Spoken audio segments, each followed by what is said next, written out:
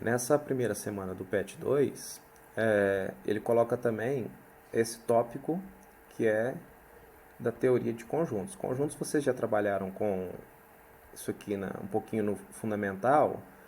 Toda vez que você tem uma quantidade de elementos que tem uma propriedade em comum, a gente pode chamar de conjunto, tá? Então aqui ele dá exemplos, tá? Conjunto A, conjunto das vogais A, E, I, O, U. Conjunto B, o conjunto dos elementos A, E, 35, 40, 45. Então são elementos diferentes que tem aqui dentro do conjunto B. E aqui ele está propondo para a gente fazer a união desses dois conjuntos.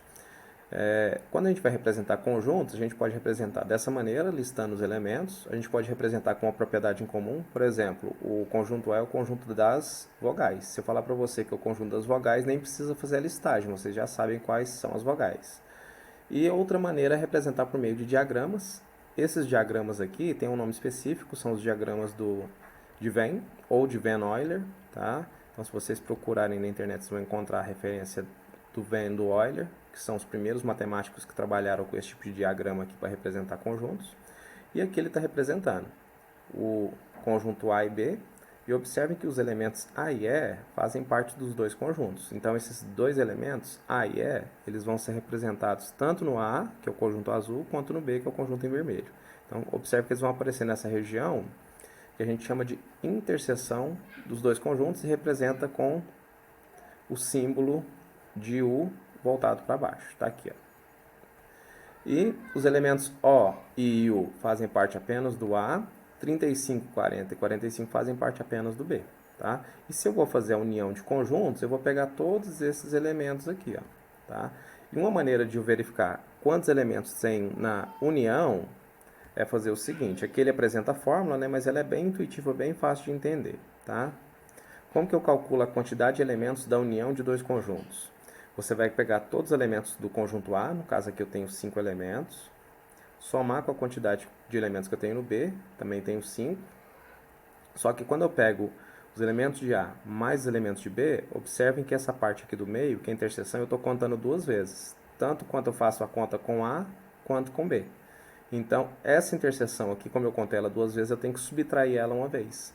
E aqui eu tenho dois elementos, A e E, que foram contados duas vezes. Então, eu vou subtrair 2. Então, a quantidade de elementos que eu tenho na interseção de A com B é 5 do A mais 5 do B menos 2 da interseção. Então, eu tenho um total de 8 elementos. Então, eu tenho aqui, ó, 1, 2, 3, 4, 5, 6, 7, 8. Ok? E aqui embaixo ele está dando um exemplo de utilização de conjuntos. Ó. A gente tem 42 alunos em uma sala de primeiro ano, 37 foram aprovados em matemática, 32 em matemática e língua portuguesa, então nas duas, e 36 foram aprovados em língua portuguesa. Quando vocês têm esse tipo de problema aqui, para a gente resolver usando o diagrama de Venn, a gente sempre começa na região central, que é a interseção, tá? A interseção aqui é mais importante para a gente. Na interseção são aqueles que estão tanto no matemática quanto na língua portuguesa, que dá um total aqui de 32 que foram aprovados nas duas. Então a gente coloca 32 aqui no meio. Em matemática, eu tenho que colocar 37 aprovados, tá? Como eu já tenho 32 que estão na interseção, esses 32 já estão aprovados em matemática. Então eu só tenho que completar a quantidade que falta para chegar em 37. 37 menos 32 dá 5. A mesma coisa eu faço na língua portuguesa. Eu tenho que completar um total de 36 e aqui dentro eu já tenho 32. 36 menos 32 sobram 4. Se vocês observarem, 5 mais 32 mais esse 4 aqui, eu vou ter um total de 41 alunos, só que a escola, no caso que a sala, tem 42 alunos. Então, está faltando um aluno, esse aluno vai ficar aqui fora. Ou seja, ele não foi aprovado nem em língua portuguesa, nem em matemática, e muito menos na interseção, beleza?